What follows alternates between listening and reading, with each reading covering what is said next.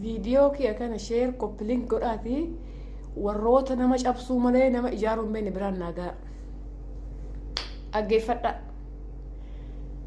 روبون نما كفسو مالي نما كاسون بيكو اجارة غلوسوري ابلو غدسا اورومو دبي كست ارغما غدسا نو يتن هونو غدفني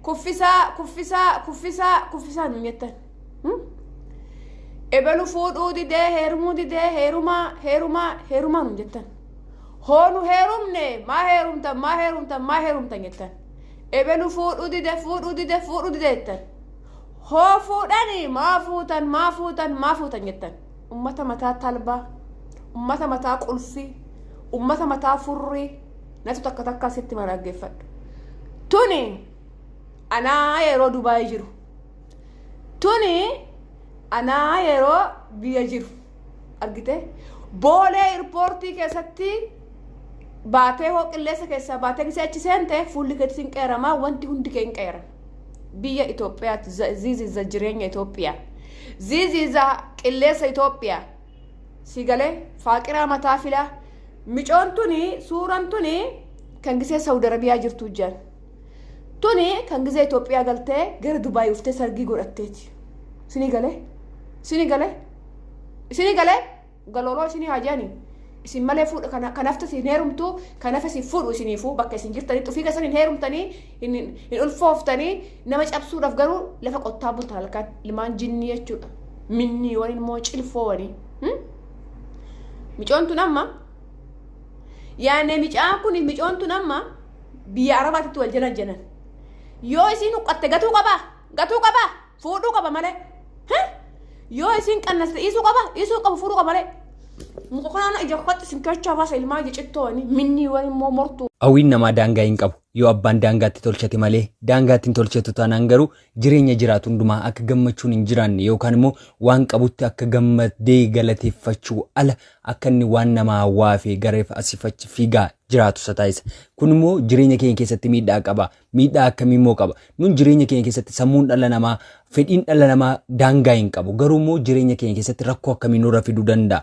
yookaan immoo waan qabnutti akka nun hin galateeffanne waan qabnutti akka nun hin jiraanne waan qabnutti akka nun hin abdanne nu taasisa akka nun kan namaa waafnu nu taasisa jechuudha yoo yaa akkam jirtu jaallatamtoonni fi kabajamtoonni hordoftoota koo Oroon Inspire warataatan akkamnaaf jirtu tole guyyaa ras barnoota baay'ee bareedaa ta'esiniif qabadhee dhufeetan jira hanga barnoota koo dhumaatti nafaana tura tole gaamee hawwiin daangaa hin qabne miidhaawwan akkamii jireenya keenya irratti fida hawwiin daangaa hin qabne jireenya keenya keessatti wanta qabnutti akka nun hin galateeffanne waan qabnu irratti akka nun tasgabboon hin jiraanne akka nun hawwaa jiraannu yookaan immoo kan namaa akka nun dharraa jiraannu kan namaa akka baluun taa'utu jennu jireenya joormaa yookaan jireenya boqonnaa hin qabne jireenya aara galfii hin qabne jireenya wal qabataa adeemaa akkanu nu taasisaa jechuudha. Tole gaamee seenaa tokko wal faana ilaallu tole namticha dhagaa soofuun jiraatu tokko ture yeroo hundumaa dhagaa soofuutiin jiraata garuu hojii isaa kanatti gammadaa miti yeroo hundumaa hojii isaa kanatti gumguma yeroo hundumaa hojii isaa kanatti aara galfii hin qabu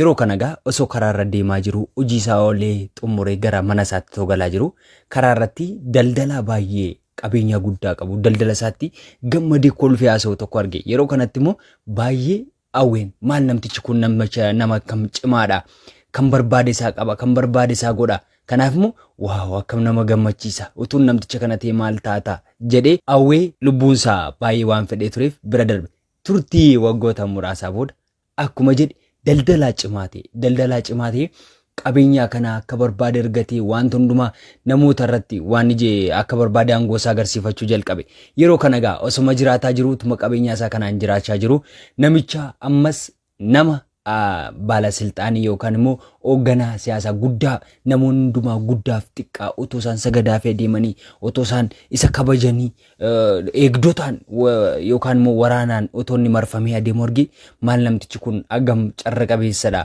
nama hundumaatti isa kabaja guddaa xiqqaatoo hin jedhin nama hundumaa mee kanarratti immoo konkolaataa qaalii ta'een adeemaa namtichi kun maal taatoon akkas ta'e jedhe yeroo kana ammas turtii muraasaa booda namichi kun nama beekamaa siyaasaa ta'e yeroo kanatti eegamti guddaa argate baay'ee itti tole hawwiinsaa sun guutaa fi deemee jechuudha yeroo booda ammas otoma jiraachaa jiru maal arge ifa aduu arge maali ifti aduu kana maal akkas nama gammachiisa umna guddaa qaba. Wanti isa dhorku tokko yoo hin jiru addunyaa kanarraa. Kanaafuu maal taatuun haduutee achi gadi nama gubee akkam barbaade koo nama abbaan barbaade koo gubeeti jedhee awwee. Awwiinsaa kun isaaf dhugoome mas yeroo aduutee namoota gubuu jalqabe. Baay'ee itti tole, baay'ee gammade namoota gubuu isaatti. Yeroo kanatti duumessi akka aduu dhorkuu danda'u arge. Duumessi maal akkas humna qabaa? Aduummas nama gubu kana namarraa qabuu danda'a. Maalin akka maga carra qabeessadha. Kanaaf immoo maal taatuun duumessa ta'e jedhe. Duumessa ta'e otoo jiru ammoo maal ta'uu qilleensa ta'uu. Qilleensi kun akka barbaade isaa abbaa barbaade isaa galagalchaa. Waan qabeenya abbaa barbaadeessuu danda'a. Maal ta'a osoon ammoo qilleensa ta'e jedhee qilleensa hawwe. Ammas namtichi kun qilleensa sana in ta'e jechuudha. Yeroo kanatti qabeenya namoota baay'ee mancaasee namoonni qonnaan bultoota jalaa biqiltuu isaanii baay'ee buqqaasee waan baay'ee godhee garuu waa tokko gochuu dadhabe. Innis maal yoo jettan dhagaa sochoosuu dadhabe iddoo isaatii. Yeroo kanatti maal dhanni humna qabeessi amma kanaa ga'u maal ta'a osoon dhagaa kana ta'e jedhee hawwe. Dhagaan waan tokko sochoosuu hin danda'u. Qilleensi illee sochoosuu dadhabe waan ta'eef maal taatoon qilleensa ta'ee dhagaa ta'ee jedhee dhagaa sana hawwe. Yeroo kana dhagaan cimaadha waan ta'eef dhagaa ta'e. Yeroo kanatti maal dheehunnatti bu'a kanaa booddee eenyuun na danda'a jedhee osoo inni taa'u nama dhagaa sana burusa guddaan osoo rukutee cabsuu arge. Lakkaan dhakaa caalaa humna qabus jira jedhe. Maal ta'a osoon nama dhagaa kana cabsu ta'ee jedhee jalqaba namtichi kun maal ture? Hojiinsa dhagaa soofanii jiraachuu ture. Namichi kun maal ta'e jedha? Naannee iddoo masaa jalqabaatti deebi'e. Namoonni yeroo baay'ee argitanii beektu yoo ta'e waan qabatanitti yookaan waan qabanitti yookaan waan argatanitti gammadoo miti yookaan immoo hin quufani. Kunis nan darbiin sunis nan darbiin sababa kun namoonni akkanuun akkasitti yaadnu taasisan namoota eeriyaa keenyaa ta'uu danda'a yookaan immoo namoota naannoo keenya maatii keenya ta'uu danda'a. Kun nan darbii sanas qabi kanas qabi jennee wanta hundumaa hawwina taanaan kun jireenya boqonnaa hin qabne, jireenya joormaa, jireenya aara galfii hin qabne kan nu jiraannu taasisa.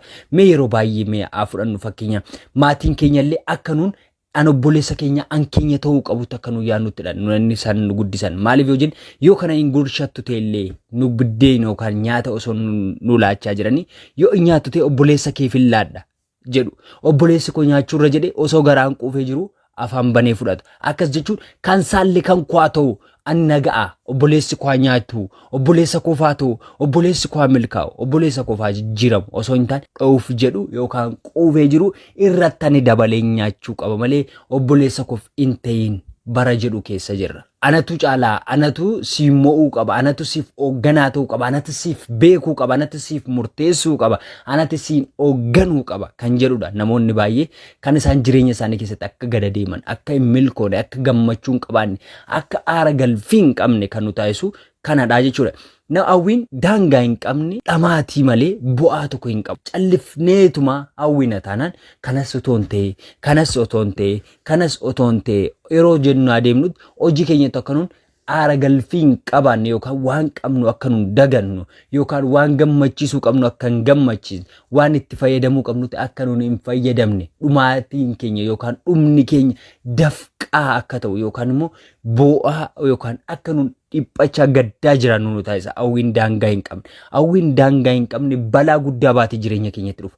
Du'a guddaa baatee dhufa. Imimmaan guddaa, caba guddaa, dheebuu guddaa nutti baatee dhufa waan ta'eef jechuudha. Waan qabnutti gammadu, waan argannetti aara galfachuu, waan qabnutti waaqa keenya yoo galateeffanne, rabbii keenya yoo galateeffanne, yaa rabbi kannaa laatteef galanni kan keeti. Nuni yeroo baay'ee waan qabnu sababa daganneef qofa, waan qabnu qofatti sababa quufuu dhabneef kan nama hawwina. Maal taatuun akka baluutee, maal taatuun akka baluutti jiraadhee. Kanaafuu jireenya keenya keessatti wanta hawwinu irratti daangaa tolchuu qabna. Hanga daangaa tolchinetti yookaan hanga daangaa hin gooneefitti jireenya keenya keessatti jireenya miidhaa qabeessa malee jireenya bu'aa qabeessa akka nun hin jiraanne nu taasisa. Akka baluun ta'a jechuun yookaan akka baluu ta'uu hawwuun dogoggora qaba jechuu osoo hin taane namni kamiyyuu wanta carraaquuf san adda baasee beeka. Wanta hawwuu qabu san adda baasee beeka.